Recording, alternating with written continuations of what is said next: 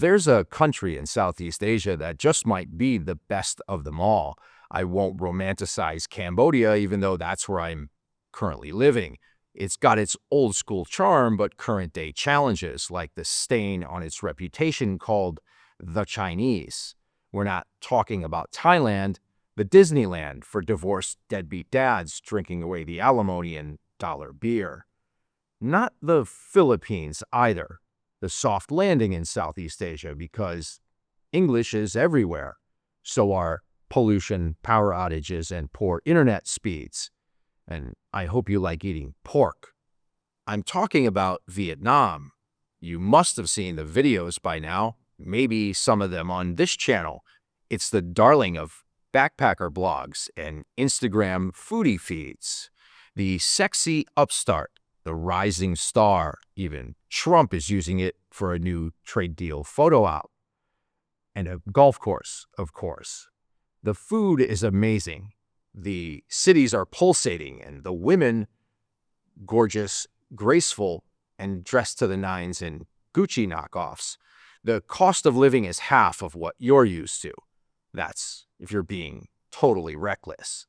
It sounds perfect, right? Well, here's the punchline.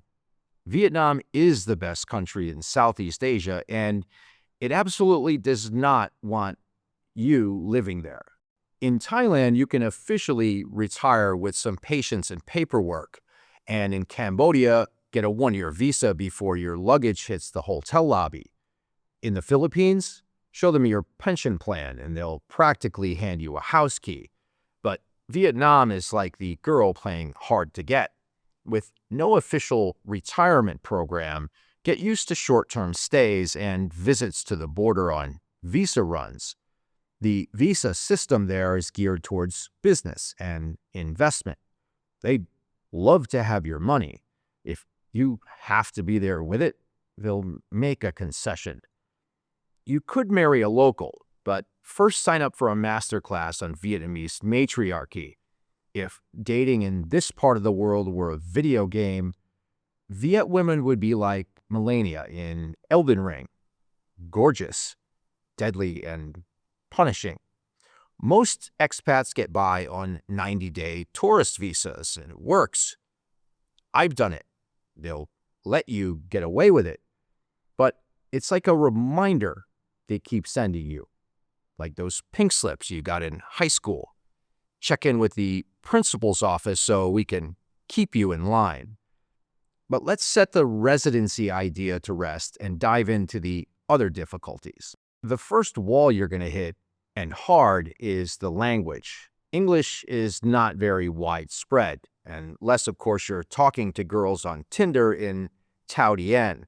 And Vietnamese isn't just difficult, it's a linguistic landmine, a hypertonal language. You think you're ordering chicken, and you've just summoned the wrath of someone's grandmother. Say just one word wrong, and you've changed the entire meaning of the sentence. Congratulations, you're the new village idiot. I've tried the language and have been given that award myself. Headed to Vietnam expecting that chill Southeast Asian vibe? Heads up, Vietnam doesn't cater to you, doesn't slow down for you, and it sure as hell doesn't care about your foreign charm. The place moves fast. It's a hustle economy, a grind culture in ways that even Gary Vee or Alex Hormozy don't get out of bed early enough for. The people, they're direct, driven, and completely unimpressed by your t-shirt that reads Namaste in Comic Sans. The elephant pants won't help either. You earn your place in Vietnam or get pushed to the fringe. They may be polite about it, but make no mistake, they don't need you. And any social currency you might have stored up back home can't be cashed in there. No one's swooning over your sad divorce story or Silicon Valley startup burnout. And the women won't fall prey to your pickup artist routine. Vietnam doesn't do sympathy, it does certainty, security, and survival. I've never personally witnessed a Viet child crying in Vietnam, but I've seen plenty of Western men, grown men, throwing temper tantrums there. The Viets are simply tougher than we are. They have thicker skin. They've been through more trauma. It's their culture, and if you're not keeping up with it, the next topic ought to cut you down to size. Vietnam doesn't hate you. It just loves your wallet and separating you from what's in it. The financial bloodletting usually begins with the language barrier and their forceful personalities, talking fast, pretending not to understand you, either in sixth grade simple English or perfect pitch Vietnamese. Oh, they understand you just fine. You're the low-hanging fruit that just landed, the one who isn't savvy to the scams yet. And then there's currency confusion. 500,000 Vietnamese dong. I'll wait for the laughter. That's about $20. Wait, that meal just cost me $1 million what? Better get your mental math together so you aren't the sucker with short change. You thought you got a deal, but hang on, how many dongs was that? What is that in dollars? Did that guy just do me wrong? He did. Cab fare for newcomers could build a RICO case in California. And never mind the old men on a motorbike asking, "Where you go? Where you go?" The answer? You're going the other way. Any which way, but with that guy. And if these street scammers don't soak you, get ready for the one with the sweet-smelling perfume. Let's talk about the girl bar scene in Vietnam. As Western men fresh off the plane, this is the first place you're likely to get taken to the cleaners. It starts innocently enough. You walk into a bar in Saigon. Neon lights, pop music, pretty girls. One of them sits next to you, smiling, laughing at your jokes like you're Chris Rock in cargo shorts. Can she have a drink too? It's not a drink though. It's a $5 glass of flat Sprite with a cherry on top. You're paying and she's pocketing 50% commission. And that swarm of girls around your table, that's not your fan club. That's the upsell team. Before you know it, you're 20 million deep in a bar tab. That's in VND, the dongs, remember? Now you're drunk and distracted, trying to do currency conversion mental math. You close out the tab and she ghosts you to get back to her lead magnet, smiling at the new guys walking in. Welcome to the show, guys. This isn't love, it's logistics. And the sooner that you accept that, the faster you'll start being frugal in Vietnam. I've blown plenty of money in those bars, and I've also helped run the play for the home team, bringing in guys who will ring the bell and buy out the bar in exchange for free bottles of vodka.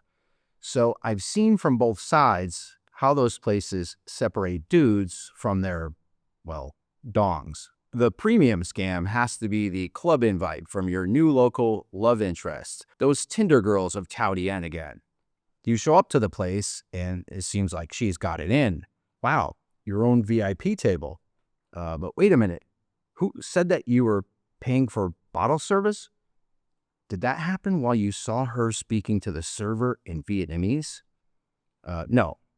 That was set in motion last Saturday when you showed up on her social feed and said hello. You simply took the bait, and now you're painted into an awkward social situation. Do you back down and pay or call the cops and bribe them to back you up? $200 in one hand, 2.5 mil VND in the other. Your choice, Dorothy. The Tin Man, Cowardly Lion, and Scarecrow ain't coming to save you here. And you're too smart for all this, I get it. I'm sure many will comment with confidence that they'll see this all coming. Don't be so sure. I'm thoroughly convinced that if you don't get taken in a socially engineered scam by the vixens of Vietnam on your first visit, your male libido may be running a little low on gas. Vietnam comes at you hard and fast.